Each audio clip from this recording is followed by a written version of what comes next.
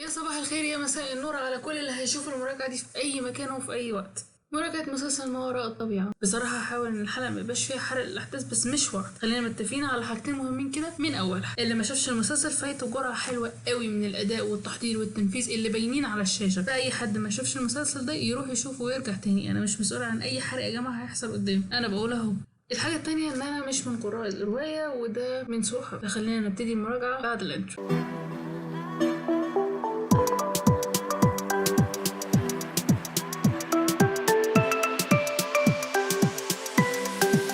المسلسل مش بس كان فيه حالة من الترقب له علشان عمل جديد وكده، لأ ده المسلسل ده له تركيبة خاصة لأن له أساس روائي مبني عليه خيال جيل بحاله. ناس عشقت القراية والكتابة وشكلت وعي ناس كتيرة جدا بسبب الأساس ده. فخلينا في الأول نتكلم بشكل سريع عن الرواية علشان اللي مقراهاش قبل كده. ما وراء الطبيعة روايات جه عددها 80 رواية من تأليف الدكتور أحمد خالد توفيق. أول صدور ليها كان سنة 1993. شعارها الأساسي روايات تحبس الأنفاس من فرط الغموض، الرعب والإثارة. خلينا نبدأ بالإخراج والإنتاج. المسلسل المخرج عمرو سلامة وإنتاج شركة نتفليكس. عمرو سلامة من المخرجين اللي بيعرفوا ياخدوا تركيز المشاهد من أول العمل لآخره، على الرغم من المسلسل فيه أجزاء هادية شوية في الأحداث، لكن كله على بعضه بيشد الانتباه. مع تعليمات عمرو اللي نزلها على صفحته على الفيسبوك أعتقد هنقدر ناخد مشاهدة ممتعة وحلوة. عمرو المرة دي تفوق على نفسه في اختيار أحمد أمين للدور، بصراحة حاجة كده في الجون. خطوة نتفليكس في إنتاج الرواية دي كانت خطوة حلوة جدا للشركة، لأن ده أول عمل مصري تنتجه الشركة ومن رواية مصرية أصلية كمان. وكمان عرفت تسوق لها صح قوي. وفكرة الفيلم الوثائقي اللي نزل قبل نزول المسلسل بيومين تقريبا على اليوتيوب شانل كانت حلوة فعلا. هناك مسوخ ومسوخ، مسوخ تزأر في الغابات المظلمة، ومسوخ تنتظر في أعماق المحيط، ومسوخ تفتح أبواب المقابر ليلا، ومسوخ تفتح عيونها في ظلام معمل ما.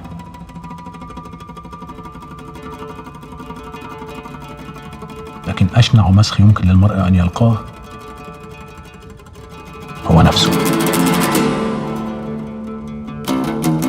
كمان ترجمة المسلسل ل9 لغات مختلفة على الشبكة خلت ناس كتير تتابع المسلسل من بره مصر وتقيمه.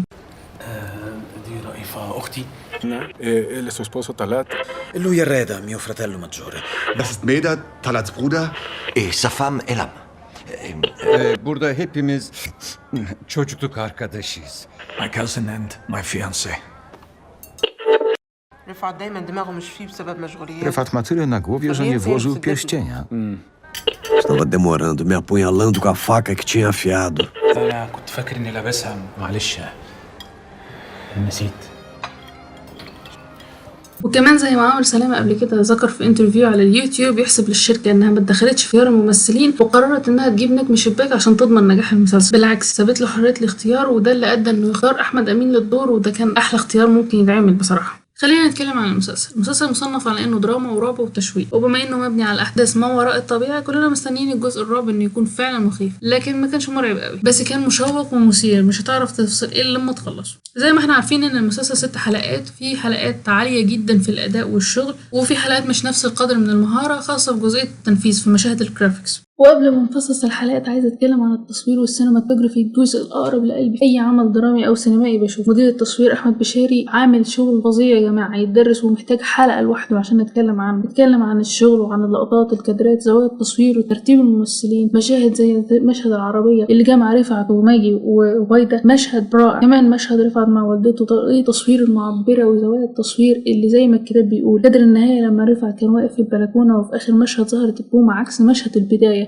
وربط المشهدين مع بعض كان حاجة تحفة. وغيرها كتير جدا من الكادرات اللي ان شاء الله هحاول انزل عنها بوست على الفيسبوك بالكادرات اللي قدرت اصورها من الفيديوز ومن الحلقات. التصوير تم في استوديوهات مدينة الانتاج وفي تصوير خارجي، وده بيوصل رسالة ان لما يكون في انتاج بيفهم ومخرج بيفكر ومصور بيبدع وطاقم عمل عارف بيعمل ايه ومفيش مدام عفيف اللي في الدور الرابع، الدنيا بتمشي وبيطلع شغل حلو قوي وحاجة تقدر تخلي الناس تنبسط وتتعلم وتحب المنتج النهائي.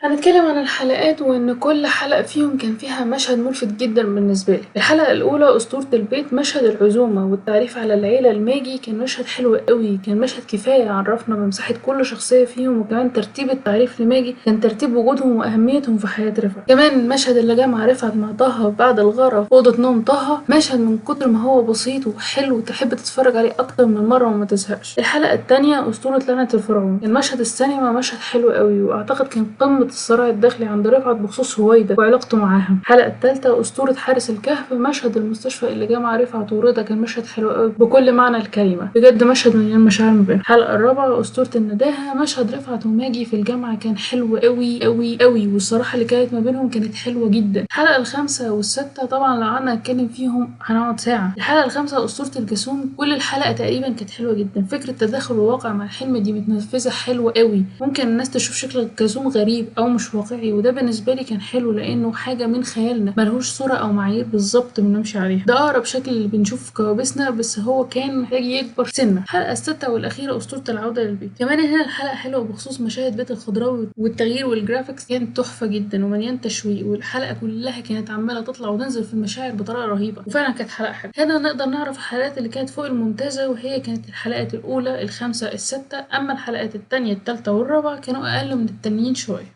نقدر نمسك الشخصيات، والشخصية الرئيسية طبعا دكتور رفعت إسماعيل، درس الطب في القاهرة، دكتور أمراض الدم المتقاعد، الحالة الاجتماعية أعزب، وشهرة في الحياة العلم فوق كل شيء. أداء أحمد أمين الشخصية اللي كانت شايلة المسلسل، وإحنا مش بس بنشوفها، لأ إحنا بنشوف من خلالها الواقع والأحداث، كان أداء حلو ومجهود باين قوي في المذاكرة والتحضير والشغل على إن أمين يتحول لرفعت. أنا من الناس اللي كنت متابعة أحمد أمين من أول فيديوهات 30 ثانية. الفرق ما بين أمين في الفيديوهات دي والأداء ده فرق مش سهل ومش هين بجد. أنا بقوله إنه يفضل على الطريقة دي وسر الخلطة دي علشان إحنا لسه عايزين نستمتع أكتر بالمستوى ده، وكمان هو لسه عنده كتير قوي. كمان من الأجزاء اللي مش طبيعية في الجمال الحوار الداخلي كان إبداعي، وهو بالنسبة لي كان جزء أيقوني في المسلسل، وبالأخص مشاهده مع ماجي والصراع المستمر ما بين اللي جوه عقله بيفكر فيه واللي بيقوله. كمان الشخصية نفسها مركبة، شخصية رفعت عقلها بارد بدرجة كبيرة، وده بيخليه يعرف يتصرف في مواقف كتير، وده بيفسر عدم مبادرته في أي شيء حتى في حبه لماجي، بس في نفس الوقت شجاع ومش بيخاف لا من موميا ولا من وحش في الصحراء. شخصية رئيفة أستاذة سماء إبراهيم، الأخت اللي أنا شايفة إنها شخصيتها حلوة وطبيعية وكمان مهمة، وهي معتبرة إخواتها مسؤوليتها من صغرها. لما كبروا رفعت خد كل الاهتمام عشان هو عايش لوحده. دي شخصية طبيعية وفول لبيت مصر، الأخت دايما أم تانية. مساحة الشخصية متناسبة مع الدور، وعلاقتها برفعت علاقة حب وخوف عليه واهتمام واحاسيس مختلفه. توازن عجبني، ما حسسنيش انه مصدر ازعاج لرفعت، بالعكس انا كنت طول الوقت حاسه بحبه ليها. علاقتها مع جوزها وولادها وباخص طه علاقه تشبه اي ام مصريه في اي بيت. ماجي وهويدا هم مثلث العاطفه لرفعت، ماجي هي حب وخوف ومن مبادره، وهي شخصيته معاها اللي بتعجبه بس خايف يوصل لها. هويدا هي قريبته الصغيره اللي مش عارف يستوعب وجودها في حياته لانه مش لاقي مساحه يديها لها، لان ماجي واخده كل المساحه. باقي الشخصيات كانت مساحتها في العمل مختلفة، لأن مساحتهم في حياة رفعت نفسه مختلفة، مساحة الأدوار على قد وجودهم في حياة رفعت، وده عجبني جدا. برأيي أداء الأطفال متفاوت ما بين شيراز والباقي، كل الأداء عادي ومش مطلوب أكتر من كده في الحقيقة. البنوتة الصغيرة ريما عبد القادر أدت الدور بشكل حلو. خلينا بقى نتكلم عن باقي العناصر اللي نجحت المسلسل. مهندس الديكور علي حسام علي كان بديع ودخلنا في أجواء الستينات بشكل رهيب، بالرغم من التعقيدات في الفترة دي وإن معظم ملامحها مش متوفرة بسهولة دلوقتي، ولو في أخطاء أو أشياء من حاضر دخلت على المسلسل ما كانتش موجودة في الزمن ده، مقابل الجمال اللي اتعمل واللي اتظهر على الشاشة هنعديها، ولو في أي حاجة تانية أكيد هتتدرج في المواسم التانية. تصميم الملابس دنيا نديم، الملابس وخاصة ملابس رفعت والبدلتين طبعا الحلوين، والأخص الكحلي كان تصميم تحفة، وملابس رئيفة هويدا وماجي كلهم حلوين قوي ومريحين للعين ومناسبين جدا للديكور وفترة المونتاج وتصحيح الألوان. أحمد حافظ وأحمد عصام من هنا لبكرة الصبح ممكن نقعد نقول حلو حلو حلو جدا، بالذات في المشاهد اللي فيها نور وضلمة، لأن في توازن ما بينهم ما كانش مزعج للعين. المسلسل كله معمول حلو،